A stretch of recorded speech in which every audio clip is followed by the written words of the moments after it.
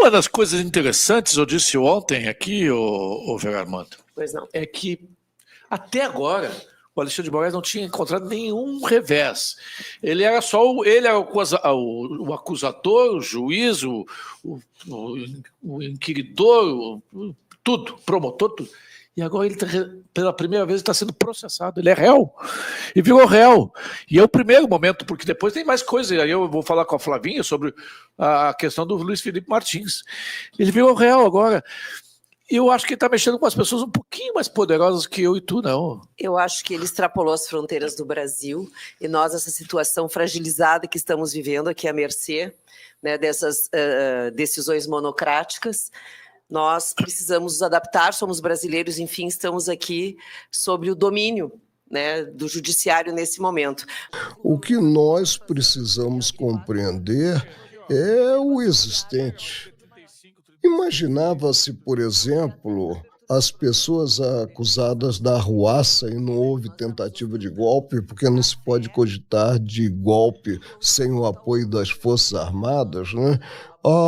Nós poderíamos imaginar, né, que viria a ocorrer o que está ocorrendo e ter-se, por exemplo, a penação a 17 anos, que é pena de latrocida, quando a pena prevista para o dano qualificado chega a 4 anos e pouco.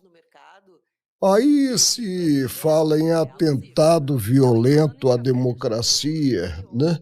Mas o atentado violento à democracia é de um subjetivismo maior. Qualquer ato que fuja ao figurino legal atenta contra a democracia, contra a paz social, e nem por isso se chega a uma forçação de mão. E Rosângela, complementando, Vinícius, eu penso que esse ponto de inflexão acontecerá a prazo incerto, não sabemos quando, mas eu penso que os gatilhos necessários para que essa inflexão aconteça já estão se desenvolvendo.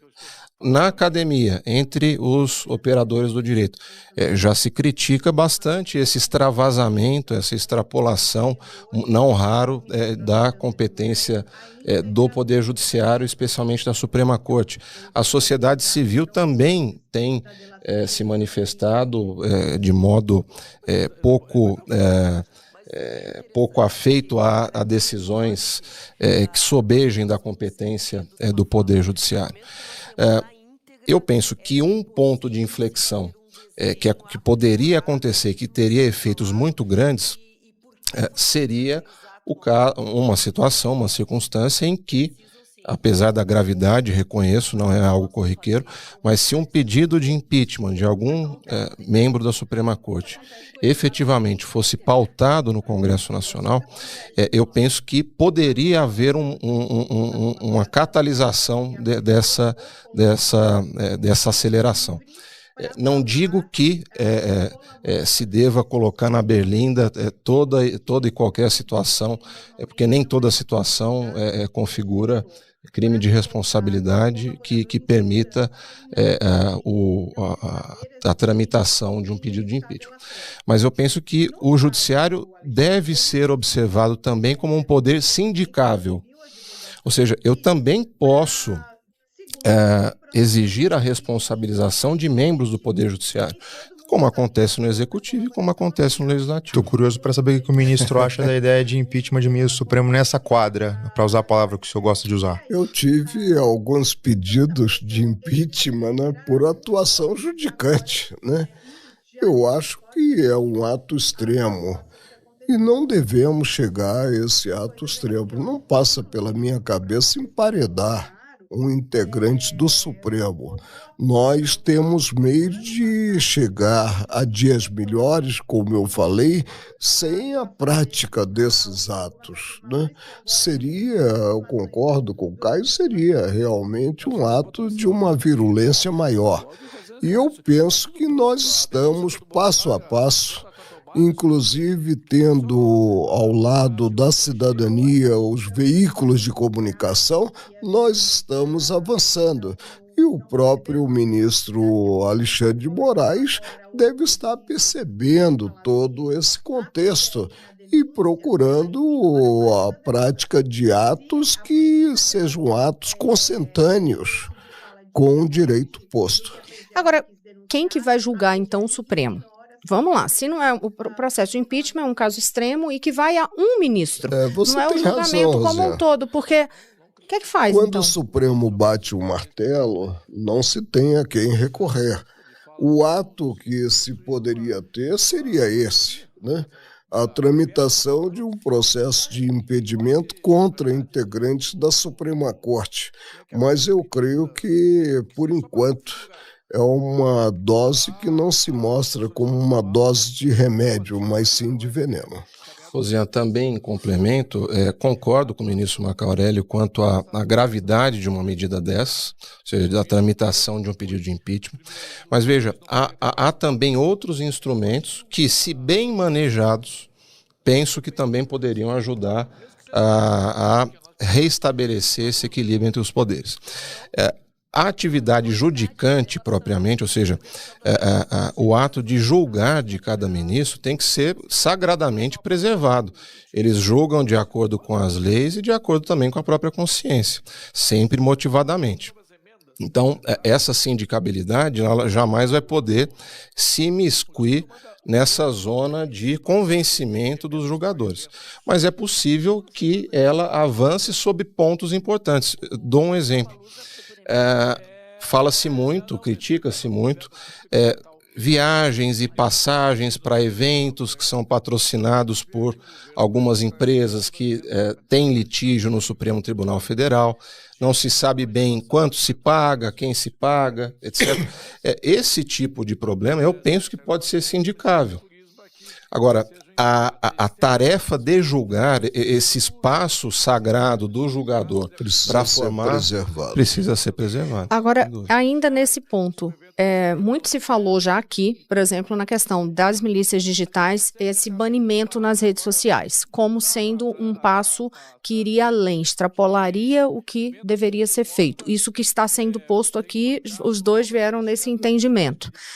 Vamos fazer um paralelo. No caso, por exemplo, da Lava Jato, muito se disse, extrapolou, foi além, e em várias situações, né, das relações, da origem, qual que era o foro adequado, qual que não era. Isso tudo foi questionado, muita coisa ali caiu, mas por quê? Porque foi para o Supremo decidir.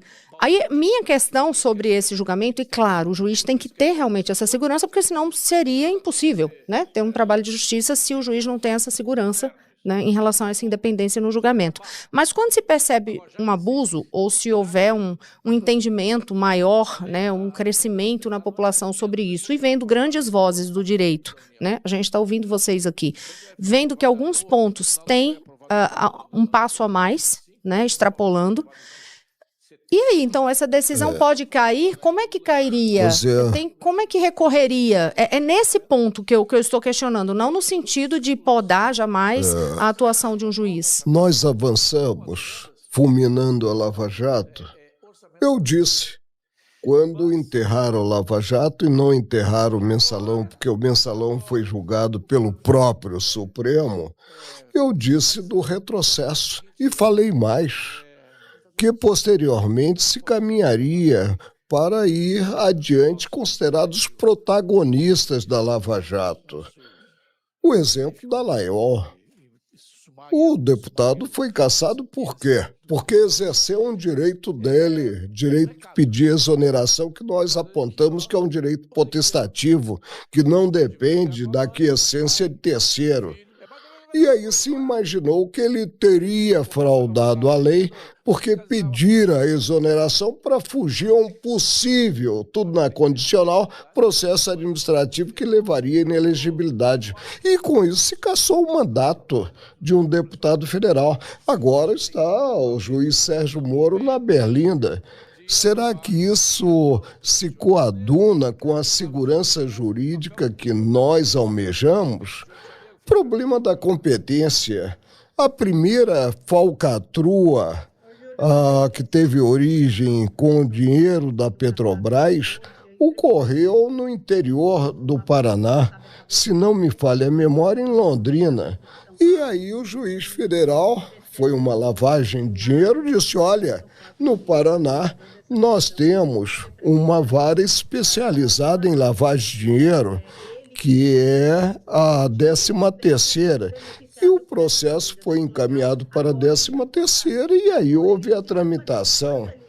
E também aprendemos que incompetência territorial é uma incompetência relativa que preclui. No caso concreto, nós tivemos a tramitação do processo crime e não se concluiu pela incompetência para depois se dar o dito pelo não dito e chegar-se ao afastamento, ao enterro sem direito à missa de 7º dia da Lava Jato. Pois é, mas aí volto e insisto na questão do Supremo. Isso tudo aconteceu porque era numa instância abaixo. Quer dizer, você não chega, mas no próprio Supremo. Quer dizer, digamos que, vamos pensar num futuro, assim, vamos pensar... Aí a responsabilidade maior do Supremo na observância das regras do jogo. E além disso, esse de fato é o ponto de partida, mas eu penso que quando uma decisão do Supremo sensível, eventualmente extrapolar o razoável, cabe ao Congresso Nacional, legitimamente, fazer o que nós chamamos de efeito backlash, ou seja, há uma decisão judicial eventualmente impopular ou que desagrade uma parcela da população, o Congresso Nacional, legitimamente, isso não constituiria propriamente um choque entre os poderes, ao contrário, seria uma prerrogativa que garante o equilíbrio. O Congresso legitimamente pode legislar e tentar alterar aquele cenário decidido pelo Supremo. Pelo fato de o Supremo ser a última palavra, ministro, é por isso que o senhor não concorda com aquela ideia de que o foro é privilegiado? Não há privilégio, ao contrário. Eu, por exemplo, ainda bem que eu sou ex-ministro, já não serei mais julgado pelo Supremo. Como o Supremo não tem competência para julgar ex-deputado federal, ex-senador, ex-presidente da República, né? Mas eu prefiro, se tiver uma acusação contra mim, eu prefiro ser julgado na pedreira da magistratura, que é a primeira instância, com direito a recurso, com direito à impugnação dessa decisão e não mediante martelada única. Eu não compreendo essa competência alargada do Supremo quanto a cidadãos comuns envolvidos nas arruaças de 8 de janeiro. Nós tivemos no passado avocatória, isso foi muito criticado. O que era avocatória? A possibilidade do Supremo, de acordo com a matéria envolvida, pensar um processo, mas julgar centenas de pessoas que poderiam estar, sim, acusados, se for o caso, na primeira instância. Julgar mediante martelada única é um passo demasiadamente largo e que não se coaduna, vamos repetir, a exaustão com a segurança jurídica.